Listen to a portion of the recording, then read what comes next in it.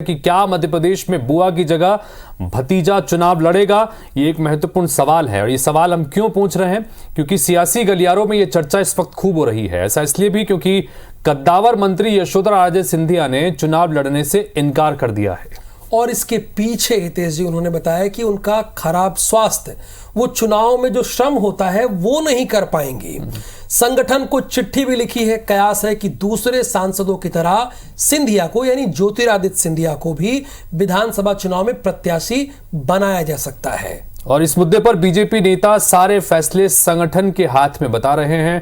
Congress BJP को घेर रही है। क्या कुछ ये पूरा समीकरण बनता नजर आ रहा है, इस रिपोर्ट में देखते हैं।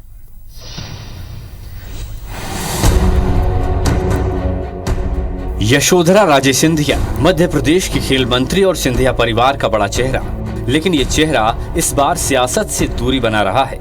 अपने खराब स्वास्थ्य का हवाला देते हुए यशोधरा राजे ने इस बार विधानसभा चुनाव लड़ने से इनकार कर दिया है। एक खत के जरिए उन्होंने प्रदेश नेतृत्व को अपनी भावनाओं से अवगत कराया है। तो यशोधरा के इनकार के घटनाक्रम को हाल ही में बीजेपी की दूसरी लिस्ट में सांसदों के कई नाम से कनेक्ट करें तो चर्चा इस बात की भी है कि केंद्रीय मंत्री ज्योतिरादित्य सिंधिया यानी भतीजे के मैदान में उतरने की संभावना को देखकर बुआ यशोधरा राजे सिंधिया चुनाव मैदान में नहीं उतर रही हैं।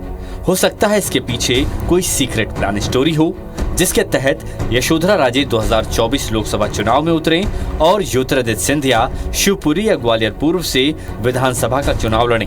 हालांकि बीजेपी नेता कुछ खुलकर बोल नहीं पा रहे। हेल्थ इश्यूज के कारण इस बार मुझे जितना नीचे जाना चाहिए उतना मैं जा नहीं पा रही हूं। इसलिए उन्होंने संगठन से, हमारे नेतृत्व से अनुरोध किया है कि मैं चाहती हूं कि इस बार का चुनाव मैं न लड़ूं, और इसलिए संगठन के सामने उन्होंने इस बात को रखा है। संगठन इस पर जो उचित निर्णय होगा वो करेगा। तो पार्टी को तय कर रहा है। वैसे भी जहाँ तक मेरी जानकारी है, हमारी वो खेल मंत्री जी को कोशिश हो रही है कि उन्हें कहा जाए कि आप चुनाव लड़ें। बाकी तो पार्टी को निर्णय करना है और मेरा मानना है पार्टी उचित समय पर उचित निर्णय करेगी। बीजेपी की दूसरी लिस्ट में 39 नामों में कई सांसद और केंद्रीय मंत्री हैं, तो अब अटकल इस बात की भी है कि अगली लिस्ट में ज्योतिरादित्य सिंधिया का नाम भी हो सकता है। हालांकि कांग्रेस इस पूरे मामले पर बीजेपी को घेर रही है। भारतीय जनता पार्टी एक पार्टी है, ये कांग्रेस जैसी प्राइवेट लिमिटेड कंपनी नहीं है। यहाँ पर किसी भी प्रत्याशी के चयन का विषय होता है तो केंद्रीय चुनाव समिति करती है।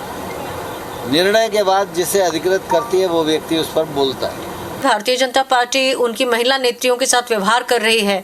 वसुंधरा राजे सिंधिया जी का हम देख ही रहे हैं राजस्थान में, और हम यहाँ देख रहे हैं उमा भारती जी का। मुझे लगता है कि यशोधरा जी ने सोचा होगा कि अपने बेइज्जत होने के बजाय बाइज्जत बाहर निकल जाएं, शायद इसलिए उन्होंने बाहर जाने का निर्णय किया होगा।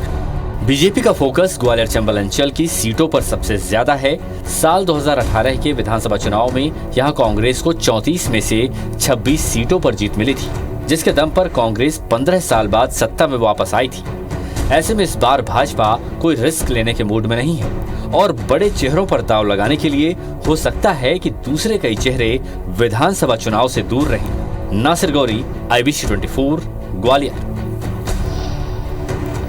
तो राहुल जी, भारतीय जनता पार्टी की इस दूसरी सूची ने कई तरह की संभावनाओं के रास्ते खोल दिए हैं, क्योंकि जिस तरह से चौंकाने वाला परिणाम देते हुए लिस्ट जो सामने निकल के सामने आई, उसके बाद अब कई तरह के सवाल हैं और इसी से जोड़कर देखा है तो क्या बुआ यशोधरा राजे की जगह भतीजे ज्योतिरादित्य सिंधिया विधानसभा चुनाव में उतरने जा रहे हैं। और अगर ये होता है तो वो खास बातें भी आप जान लेते हैं जो सिंधिया को विधानसभा चुनाव में मजबूती देता है। देखिए, मजबूती वाली बात आपने कही, वो अपने दर्शकों को मैं बता दूं कि ग्वालियर चंबल अंचल में सिंधिया की मजबूत पकड़ है। गुना शिवपुरी संसदीय क्षेत्र में लंबे वक्त तक सांसद रहे हैं।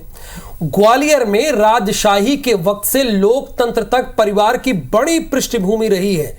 ग्वालियर के महाराज के रूप में जाने जाते हैं। तो शिवपुरी और ग्वालियर क्षेत्र में बीजेपी में शामिल होने के बाद करोड़ों के विकास कार्यों की सौगातें भी उन्होंने दी है।